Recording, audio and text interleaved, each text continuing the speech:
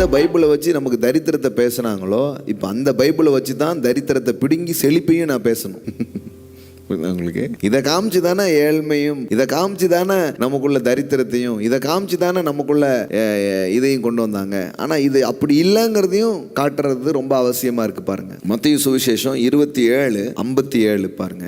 சாயங்காலமான போது இயேசுவுக்கு சீசனும் ஐஸ்வர்யவானுமா இருந்த யோசேப்பு என்னும் பேர் கொண்ட அரிமத்தியா ஊரானாகிய ஒரு மனுஷன் வந்து, இந்த மனுஷனை எப்படி பைபிள் அறிமுகப்படுத்து பாருங்க. அவன் யாரு? டிசைபிள்.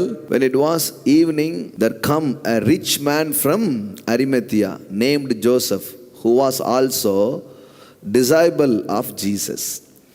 அதாவது ரிச் மேன், அதே நேரத்தில் அவன் யாரு? Disciple of Jesus. இங்கே என்ன சொல்லிட்டாங்கன்னா, ஒன்று டிசைபிளாக இருக்கணும், இல்லைன்னா ரிச் மேனாக இருக்கணும். ரெண்டும் இருக்க முடியாது.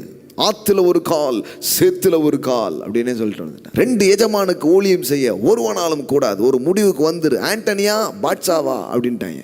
அப்புறம் தான் பைபிளில் வாசித்து பார்த்தா இவன் வந்து பணக்காரனாகவும் இருந்திருக்கிறான், அதே நேரத்தில் அவன் யார்? த ஃபாலோவர் ஆஃப் ஜீசஸ்.